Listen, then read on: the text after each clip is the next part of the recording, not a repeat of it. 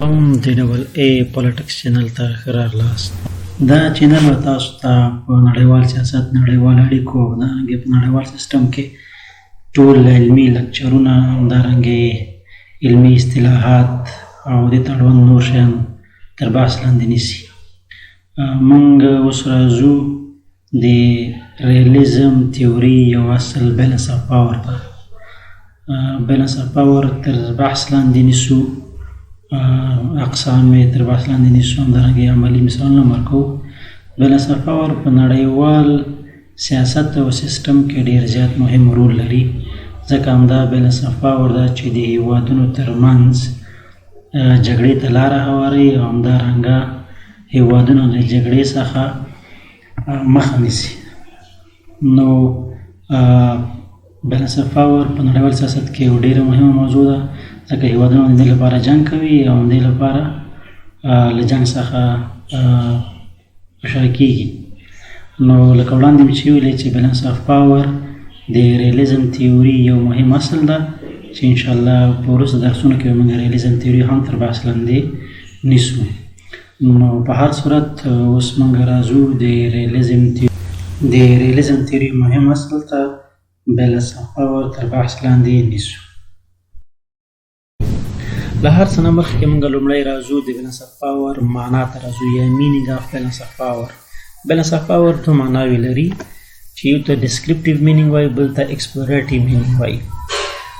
راځو اول ډسکریپټیو مینینګ ته یا ډسکریپټیو معنا ته راځو. ډسکریپټیو وایي مشخص کول. دلته په ډسکریپټیو مینینګ کې یا په ډسکریپټیو معنا کې منګه دلته د هیوادونو د قدرت ویش د مشخص وخت نه تر مشخص وخت پورې تر بحث لاندې نیسو. یعنی که منګه وایي چې د امریکا قدرت د سوړ جنګ د شروع څخه تر سوړ جنګ تر اختتام پورې، یا د جرمني قدرت له 1933 کال څخه تر 1945 کاله پورې، نو موږ د قدرت ویش په نړیوال سیسټم کې تر بحث لاندې نیسو. همدغه د قدرت ویش البته حتما قدرت ویش چې اوسېږي په نړیوال سیسټم کې هغه هیوادونه چې د قدرت لري او د قدرت یې بیا د هیوادونو ترمنځ تقسیم کېږي. نو په ډسکریپټیو معنا کې د بیلنس اف پاور دلته بیا دغه ډسکریپټیو قدرت چې کوم یو د ډسکریپټیو معنا د بیلنس اف پاور د قدرت ویش چې دا د درې قسمه ده. یو ته ملټي پولر سیسټم وایي، بل ته بای پولر سیسټم وایي، دریم ته یونیپولر سیسټم وایي. ملټي پولر سیسټم په نړیوال سیاست یا نړیوال سیسټم کې د هیوادونو ترمنځ د هغه قدرت ویش څخه عبارت ده چې نړیوال قدرت د دریو څخه د زیاتو هیوادونو په لاس کې وي. د بېلګې په ډول موږ د لومړي نړیوال جنګ څخه مخکې چې کوم نړیوال قدرت ویش و هغه د څو هیوادونو په لاس کې و، یو یا دوه هیوادونو نه و، بلکې د څو هیوادونو په لاس کې و چې هر هیواد ځان ته یو څه ویلی، هماغه و چې دا د دې باعث و چې لومړی نړیوال جنګ وسیږي. بیا له هغه نه وروسته کله چې 1933 کال کېږي نو بیا هیوادونه چې دا ملټي پولر سیسټم ته ځي، دغه د هیوادونو ترمنځ قدرت ویش څو جانبه کېږي یا څو قطبي کېږي او بالاخره بیا دوم نړیوال جنګ ته ځي سره. نو ملټي پولر سیسټم یعنې د هیوادونو ترمنځ قدرت ویش، یا موږ په پښتو کې ورته وایي چې د هیوادونو ترمنځ د هیوادونو ترمنځ قدرت ویش یا په نړیوال سیسټم کې څو قطبیتوب. دوم بیا بای پولر سیسټم ته راځو. بای پولر سیسټم په نړیوال سیسټم کې د قدرت ویش د دوه هیوادونو په لاس کې اوسېږي چې دې ته موږ وایي دوه قطبیتوب وایو یا دوه اړخیزتوب وایو، چې یعنې په نړیوال سیسټم کې د قدرت ویش بیلنس اف پاور چې وي دا د دوه هیوادونو ترمنځ وي، چې یو پکې لکه موږ مثال ورکوو د سوړ جنګ په دوران کې دوه بای پولر سیسټم و، د نړیوال قدرت د دوه هیوادونو په لاس کې و، یو ته امریکا متحده ایالات وایي او بل ته بیا موږ شوروي اتحاد یو سیسار ورته وایي. نو بای پولر سیسټم هغه سیسټم ته ویل کېږي چې نړیوال قدرت د دوه هیوادونو په لاس کې اوسېږي.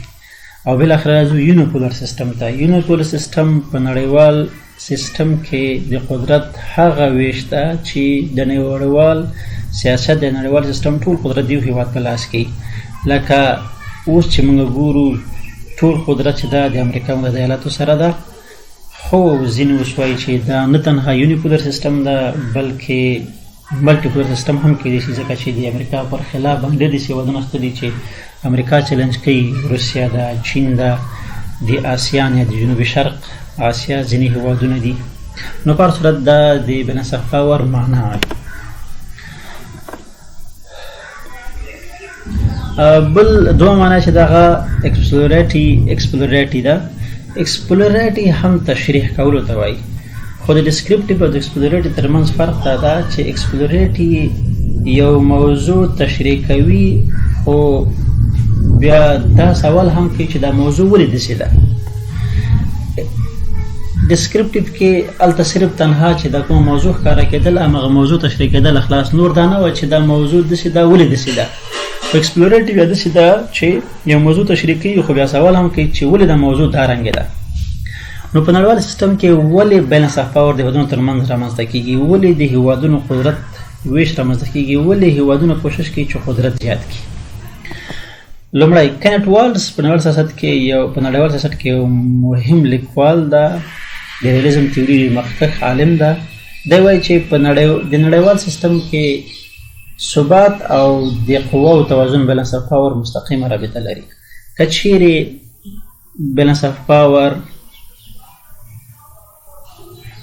توازن د هېوادونو ترمنځ د قدرت ویش برابر نه وي نو په نړیوال سیستم کې به جګړه وي، او که چیرې په نړیوال سیستم کې د هېوادونو ترمنځ قدرتونه سره مساوي اوسېږي، موازي اوسېږي، نو د ثبات ډېر امکان شته. او که چیرې دغه توازن یې د هېوادونو ترمنځ مس بیلنس اوسېږي یا بیلنس برابر نه وي قدرتونه د هېوادونو قدرتونه، نو دا د دې باعث کېږي چې په نړیوال سیستم کې بې ثباتي رامنځته شي. بلکې په ډول موږ وایو چې د ښه مثال ورکوي چې سوړ جنګ په دوران کې ځکه امریکا متحده ایالاتو او شوروي اتحاد مستقیم جنګ ونه کړ چې د دواړو ترمنځ د قواو تعادل قدرت ویش سره برابر و. یعنې امریکا د شوروي اتحاد پر خلاف ناټو جوړه کړه او شوروي اتحاد د هغې پر خلاف وارسا جوړه کړه، او همدارنګې امریکا اتومي وسلې جوړې کړلې. هغه نه وروسته بیا شوروي اتحاد جوړ کړل، هغه بیا هایدروجن بم جوړ کړ، دوی هم هایدروجن بم جوړ کړ. نو په دې معنا چې که چیرې د هېوادونو ترمنځ قدرت مساوي اوسېږي په نړیوال سیستم کې نو ثبات به هم په نړیوال سیستم کې وي، او که چیرې مساوي ونه اوسېږي نو په نړیوال سیستم کې په ثبات هم نه اوسېږي. هېوادونه بالانس اف پاور ته ځي، ولې هېوادونه خپل قدرت زیاتوي د نورو هېوادونو څخه، بل هېواد بیا د دې هېواد څخه زیاتوي. په دې معنا چې په نړیوال سیستم کې بې نظمي ده، هر هېواد کوشش کوي چې خپل ډیفنس وکړي، خپل دفاع وکړي، د خپل دفاع لپاره کوشش کوي چې د بل هېواد سره خپل بیلنس برابر کړي، خپل قدرت برابر کړي. که چیرې قدرت برابر نه کړ نو دا د امکان شته ده چې هغه هېواد هر وخت چې په دې هېواد باندې حمله وکړي. تاسو اوس وګورئ چې امریکا متحده ایالات او همدارنګې شمالي کوریا دښمني لرله، خو امریکا متحده ایالاتو شمالي کوریا ډېره تهدیدوله او بالاخره امریکا شمالي کوریا دې ته مجبوره شوله چې اتومي وسلې پیدا کړي. هماغه چې کله اتومي وسلې پیدا کړلې نو اوس امریکا په هغه حالت کې نه ده چې شمالي کوریا تر یو حده پورې چلنج کړي. او درېیمه دا خبره ده چې ولې هېوادونه بالانس اف پاور جوړوي. ایکسپلوریټي معنا یې دا ده چې دلته په انګریزي لیکل شوی ده چې state acts to preserve the balance of power in international system. هېوادونه کوشش کوي to preserve چې وساتي د balance of power international system. هر هېواد کوشش کوي چې په دې خاطر باندې قدرت ساتي تر څو د نورو هېوادونو سره خپل هېوادونو په پرتله خپل قدرت وساتي. په دې معنا چې که چیرې فرض مثال هند او پاکستان ده، که چیرې هند اتومي وسله جوړوي، که پاکستان دلته سره بیلنس برابر نه کړي، خپل قدرت سره برابر نه کړي، نو پاکستان ته چیلنج ده. مثلا په 1990 کال کې هندوستان اتومي وسله جوړه کړله، نو که چیرې پاکستان په همدغه کال کې جوړه کړې نه وای نو پاکستان له چیلنج سره مخ کېده. نو په همدې اساس باندې هېوادونه بالانس اف پاور ته ځي او خپل قدرت ساتي. اوس راځو د بالانس اف پاور منګه اقسام ته راځو. بالانس اف پاور دوه قسمه ده، یو ته وایي انټرنل بالانس اف پاور، بل ته وایي ایکسټرنل بالانس اف پاور.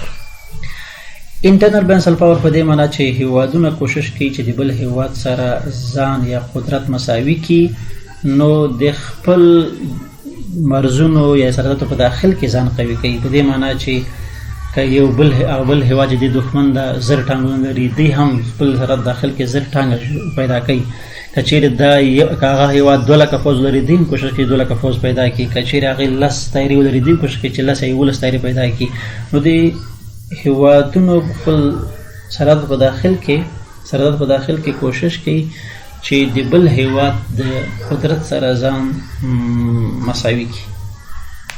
ایکسټرنل یا بهرنی بالانس اف پاور یا د قدرت ویش په دې معنا چې هیوادونه کوشش کوي د خپلو سرحداتو څخه خارج ته لاړ شي. ایکسټرنل په دې معنا بهر په دې معنا چې د خپل سرحداتو څخه خارج. نو هیوادونه کوشش کوي چې په دې بالانس اف پاور کې د خپلو سرحداتو څخه د باندې وځي او د بل هیواد سره خپل قدرت یا د قوت توازن برابر کړي. مثلا یو اتحاد جوړیږي په دې معنا چې که موږ تاسې وګورو سیټو سازمان کې د پاکستان غړیتوب د امریکا سره ده. په دې معنا چې په هماغه 1955 کال کې له هندوستان څخه په اسانۍ باندې پاکستان دفاع نه شو کولی. نو هماغه و چې پاکستان لاړ او په سیټو او د سیټو سازمان کې له امریکا سره ځان یوځای کړو په دې خاطر چې کله هم بیا د پاکستان له هندوستان سره جګړه کیږي نو امریکا به بیا پاکستان ته تجهیزات ورکوي تر څو په هغه تجهیزاتو سره پاکستان وکولی شي د هندوستان مقابله وکړي. همدارنګه اوسنی ډېر زیات مثالونه شته دي. مثلا په لاتین امریکا کې څو هیوادونه سره یوځای شوي دي ځکه چې هغې ته نشو هر لکه ایکواډور او چیلي او پیرو د هیوادونو په تنهایي نشو کولی چې د امریکا متحده ایالاتو شمالي امریکا کې واقع ده د هغې څخه دفاع وکړي ځکه چې په امریکا په اعظم کې امریکا متحده ایالات یا یونایټډ سټیټ اف امریکا ډېر قوت لري. نه تنها په امریکا کې بلکې په ټوله نړۍ کې هغه هیژمونیک پاور ده ابر قوت ده. نو په همدې اساس باندې د امریکا پر خلاف په لاتین امریکا کې واړه هیوادونه سره راټول شول یو اتحاد جوړ کړ تر څو همدغه اتحاد وکولی شي چې امریکا ته د امریکا هغه فشارونه چې په لاتین امریکا په وړوکو هیوادونه دي دا ټول هیوادونه سره یوځای کېږي اتحاد کوي او بالاخره امریکا ته یو خطر جوړوي. همدارنګه که موږ وګورو د سعودي عربستان کړنې په منځني ختیځ کې لکه د ایما سازمان یې رامنځته کړی دا اسلامیک ملیټري الاینس ده چې دغه الاینس د دې کې 240 مسلمان هیوادونه دي البته سني دي چې سعودي عربستان کوشش کوي چې همدغه اتحاد د ایران پر خلاف باندې یا د اسرائیلو پر خلاف باندې منځني ختیځ کې استعمال کړي. اوس راځو دلته تاسو ته لږ وضاحت په خطي باندې درکوم چې د بالانس اف پاور په نړیوال سیستم کې څنګه تشریح کوو. په دې خاطر چې بالانس اف پاور باندې یا د قدرت ویش په نړیوال سیستم کې په دې ښه پوه شو راځو یو څو مثالونه ورکوو. د بالانس اف پاور قسمونه موږ دلته په مثالونو کې تشریح کوو چې یو انټرنل بالانس اف پاور یا داخلي بالانس اف پاور او دوم چې دا هغه ایکسټرنل بالانس اف پاور یا هیوادونه کوشش کوي چې د خپلو هیوادو څخه بهر د یو بل رقیب هیواد سره خپل توازن برابر کړي. اول راځو انټرنل بالانس اف پاور مثال ورکوو. دا سپین چې تاسو ګورئ دا سپینه دایره داسې فکر کوو چې دا نړیوال سیستم ده. په دې کې مختلف هیوادونه دي. فرض مثال اول موږ ګورو A هیواد ده B هیواد ده C هیواد ده همدارنګه D E او F هیوادونه پورې ده. نو موږ موضوع تشریح کوو هغه د انټرنل بیلنسینګ ده یا هیوادونه څرنګه کولی شي چې د خپلو داخلي موادو منابعو څخه کار واخلي تر څو د بل هیواد سره ځان قوي کړي. د بېلګې په ډول اوس ګورئ دغه د A هیواد ده د ځان قوي کړ موږ ته علاقه وکړله ځان یې قوي کړ. نو دې مقابل کې C هیواد ده چې د دښمن ده یا فرض د رقیب ده. نو C هیواد هم کوشش کوي چې فرض مثال د A هیواد پر خلاف باندې خپل داخلي منابع قوي کړي تر څو وکولی شي د A مخنیوی په نړیوال سیستم کې وکړي. نو دا همدارنګه موږ کولی شو که چیرې F هیواد یا E هیواد همدارنګه خپل داخلي منابع قوي کوي نو د E هیواد رقیب هیواد B هیواد ده نو کېدای شي B هم کوشش کوي تر څو له E هیواد خپل رقیب هیواد څخه شاته یا وروسته پاتې نه شي. نو هماغه خپل داخلي منابعو باندې کار کوي او هماغه ده چې د هغه په نړیوال سیستم کې مخه نیسي. دوم راځو ایکسټرنل بیلانسینګ ته راځو. هماغه نړیوال سیستم د مختلف هیوادونو موږ کې لرو، فار مثال A B C D همدارنګې F. نو موږ موضوع چې ده ایکسټرنل بیلانسینګ ده. ایکسټرنل بیلانسینګ کې په دې معنی چې هیوادونه کوشش کوي چې د خپلو سرحداتو څخه خارج شي او د یو رقیب هیواد د مخنیوي لپاره د نورو هیوادونو سره اتحاد وکړي. اوس فار مثال A هیواد ده، دا زبرځواک هیواد ده، دا ډېر زیات قوت لري. وګورئ موږ الفت درته وکړه، انتهایي زیات قدرت لري. نو دا F هیواد یا E هیواد یا D هیواد په تنهایی یا انډیویجوالي نشي کولی چې د A هیواد قدرت سره مقابله وکړي. نو هماغه دا چې E F او D دا درې واړه سره یوځای کېږي، اتحاد جوړوي چا پر خلاف؟ د A پر خلاف باندې.